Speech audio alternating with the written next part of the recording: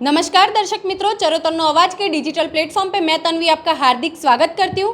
दोस्तों, जैसे आप सबको पता है कि आयुर्वेद तकरीबन 5000 साल पुराना हमारा सबसे पहला स्वास्थ्य तंत्र है और ये कह सकते हैं कि आयुर्वेद में औषधियों के साथ साथ तत्व ज्ञान के गहन विचारों का भी मिश्रण देखने को मिलता है। तो आज हम आयुर्वेद को और करीब से जानने के लिए पहुँच गए हैं जीजे पटेल आयुर्वेदिक कॉलेज के एसजी पटेल आयुर्वेदिक हॉस्पिटल में, और जहां से डॉक्टर सिद्धिलिंगी हमारे साथ जुड़े हुए हैं। तो उनसे हम आयुर्वेद के बारे में बात करेंगे और यहाँ पे जो 7 दिन की निःशुल्क दवाइयाँ मिलती है उसके बारे में भी बात करेंगे।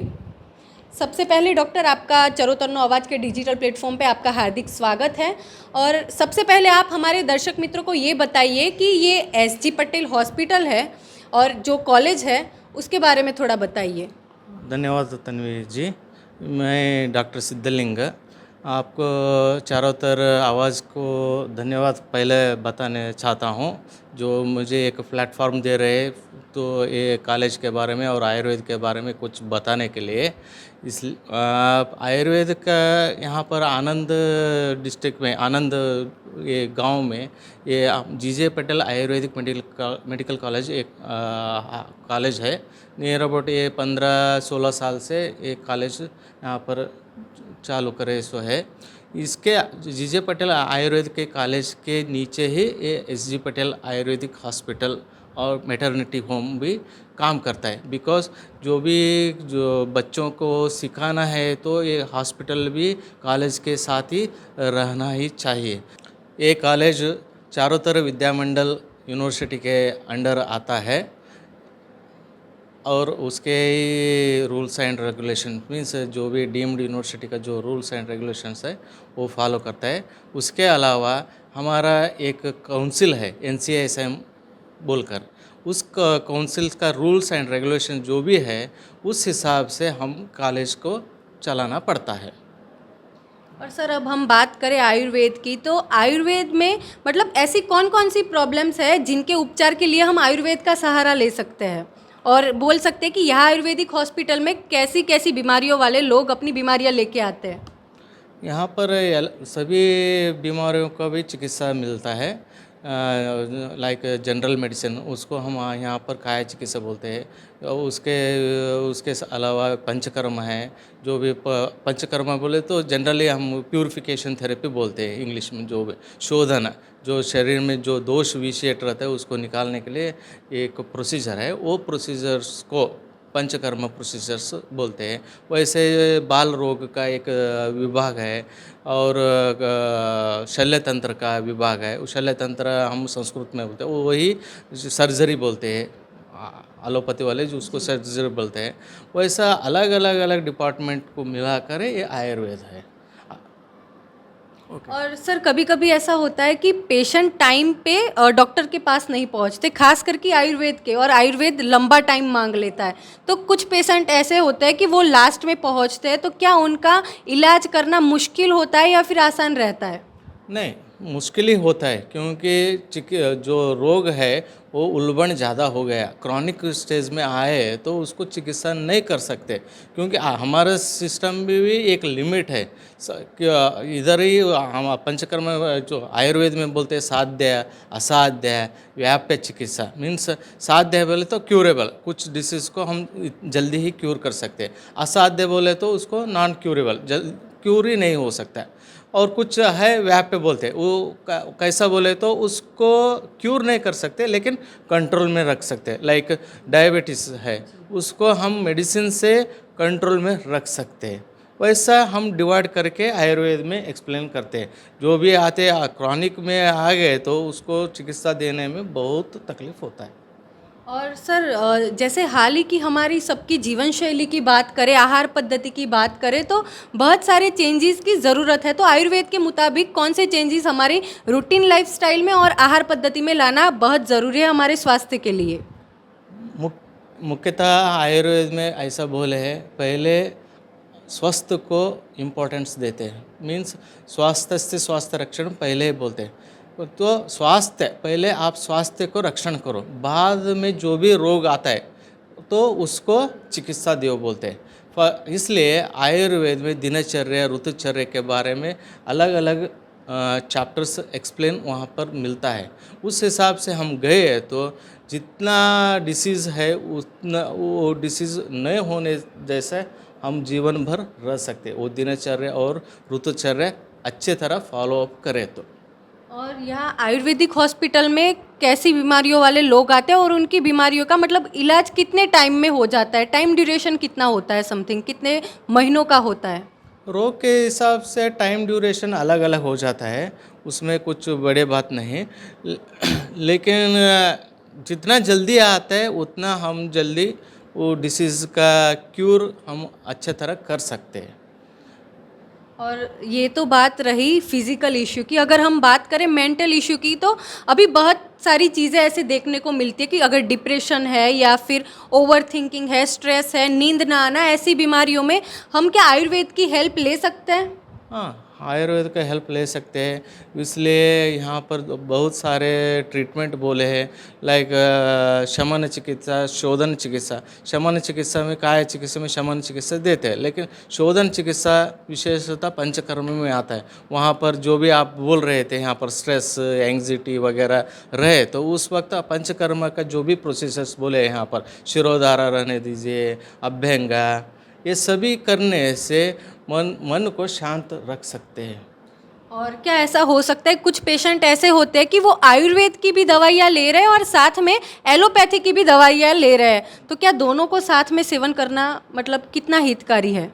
वो तो उचित नहीं है, क्योंकि एक दवा, हमारा आयुर्वेद का एक अलग ही सिस्टम है और एलोपैथी का भी अलग होता है। एक बार दोनों दवा मिलकर कुछ साइड इफ़ेक्ट होने का चांसेस रहता है, लेकिन देखकर कंडीशन देखना, कौन सा मेडिसिन्स ले रहे हैं, वो सभी देखकर हम चिकित्सा, आयुर्वेद का भी चिकित्सा दिए तो कुछ प्रॉब्लम नहीं है।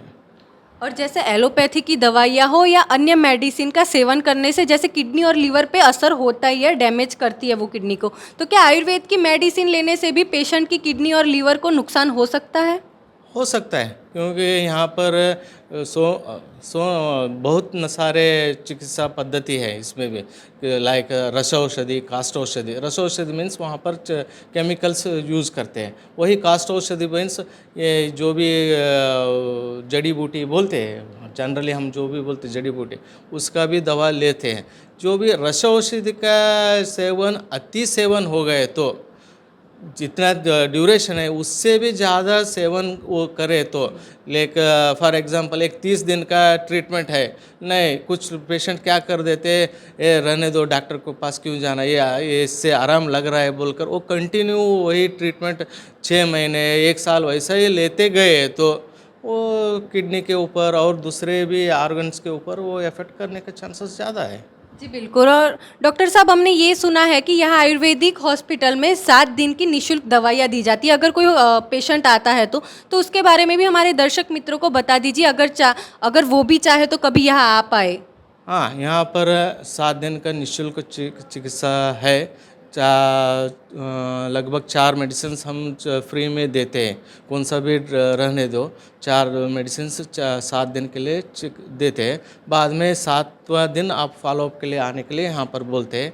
वैसा पेशेंट्स बहुत आते रहते हैं, क्योंकि यहाँ पर कुछ अफोर्डेबल नहीं, पैसे देने का अफोर्डेबल पेशेंट भी ऐसा है, बहुत पुअर पेशेंट्स भी आते हैं, रिच पेशेंट भी आते हैं। उस हिसाब से हम कोई भी पेशेंट आने दीजिए, वो रिच रहने दीजिए, पुअर रहने दीजिए, एक सिस्टम यहाँ पर ऐसा बना दिए, 4 मेडिसिन फ्री में देने, और रिच रहने दीजिए, पुअर भी रहने दीजिए। और सर, हम जानेंगे कि हॉस्पिटल की फैसिलिटीज़ क्या है, और जो 7 दिन की निःशुल्क दवाई आप पेशेंट्स को देते हैं उसके बारे में कुछ बताइए। अगर कोई हमारे दर्शक मित्र आपके पास आके अपना ट्रीटमेंट करवाना चाहता है तो उसके बारे में कुछ बताइए। हॉस्पिटल में पंचकर्म का प्रोसीजर्स चलता है, उसके साथ जनरल मेडिसिन्स का भी चलता है, काय चिकित्सा का जो ट्रीटमेंट चलता है, और अलग अलग जो भी ब्रांच है वो सभी का ब्रांच एक्टिविटीली काम कर रहे हैं। यहाँ पर सभी फैसिलिटी मिलता है। इवन स्त्री रोग का भी डिसीज़ का पेशेंट रहे तो वो भी ट्रीटमेंट मिलता है, पेडियाट्रिक का भी ट्रीटमेंट मिलता है, ईएनटी का भी ट्रीटमेंट मिलता है।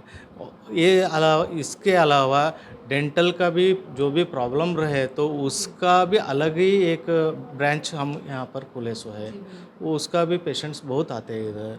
ऐसा सभी एक्टिव है यहाँ पर। विशेषता यहाँ पर पंचकर्म का बहुत ही महत्व देते हैं, क्योंकि उससे आयुर्वेद में वो ही एक बहुत ही अच्छा एक डिपार्टमेंट है, क्योंकि जो भी शोधन चिकित्सा बोले हैं ना, जो आप बोल रहे थे, जो इवन क्रॉनिक डिसीज़ को भी हम अच्छे तरह ट्रीटमेंट दे सकते हैं पंचकर्म से।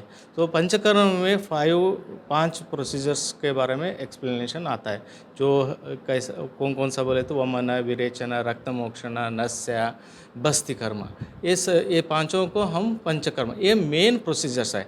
इसके अलावा और कुछ दूसरे भी प्रोसीजर्स को ये पंचकर्म में आते हैं, लाइक शिरोधारा, पत्रपिंड स्वेदा, ऐसा अलग अलग प्रोसीजर्स भी इसमें आता है। और ये आपने बात की जैसे कि पंचकर्म की, तो कौन सी बीमारियों में पंचकर्म से फ़ायदा हो सकता है, ये भी आप थोड़ा हमारे दर्शक मित्र को बताइए।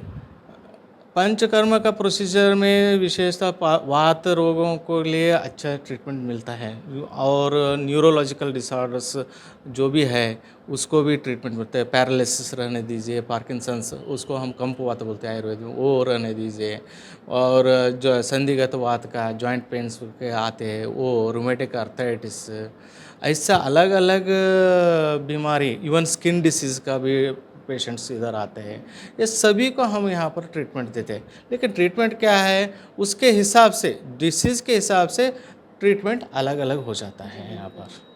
और आखिर में हम जानना चाहेंगे कि आयुर्वेद के मुताबिक हमारी जीवन शैली कैसी होनी चाहिए। लाइक अभी की हम जीवन शैली देखें तो जंक फूड का ट्रेंड कुछ ज़्यादा युवाओं में बढ़ चुका है, हमारी लाइफस्टाइल में से योगा हट चुका है, शायद उसकी जगह जिम ने ले लिए।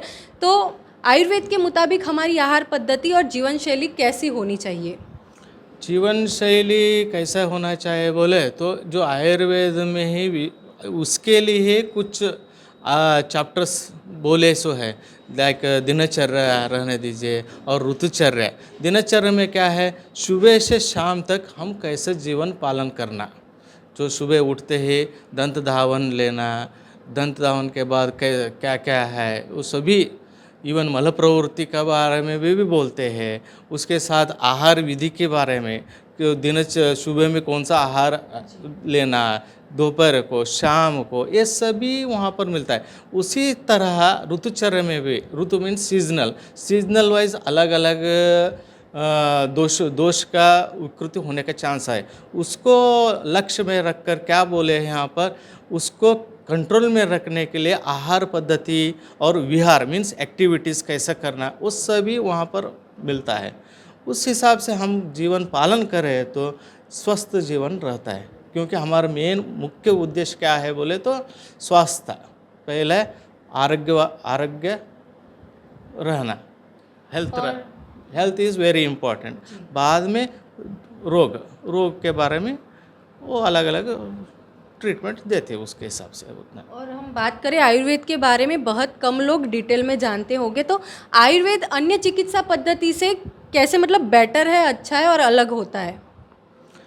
आयुर्वेद का चिकित्सा से जो भी हम अन्य चिकित्सा में जितना हम साइड इफ़ेक्ट्स वगैरह ज़्यादा देखते, उतना साइड इफ़ेक्ट्स नहीं देखते है, ज़्यादा नहीं है।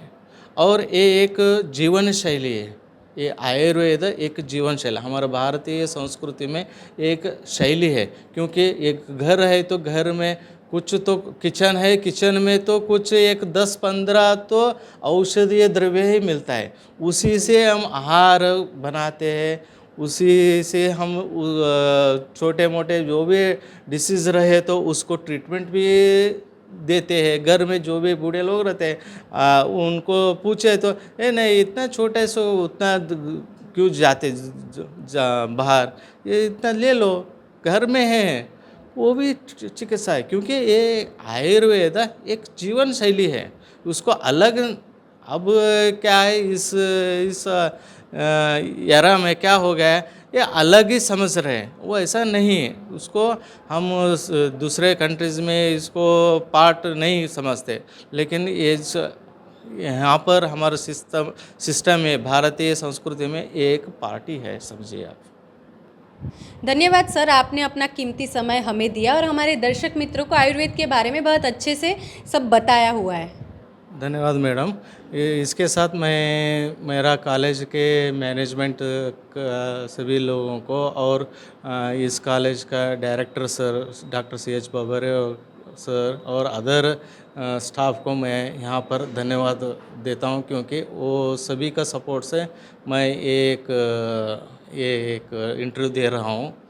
धन्यवाद। तो ये थे डॉक्टर सिद्धालिंग, जिन्होंने आयुर्वेद के बारे में बताया, पंचकर्म के बारे में बताया, हमारी जीवन शैली और आहार पद्धति के लिए क्या ज़रूरी है उसके बारे में बताया। तो ऐसे ही हमारे साथ बने रहे। कैमरामैन कीर्तन ठाकुर के साथ मैं तन्वी सुथार, चरोतरनो आवाज़।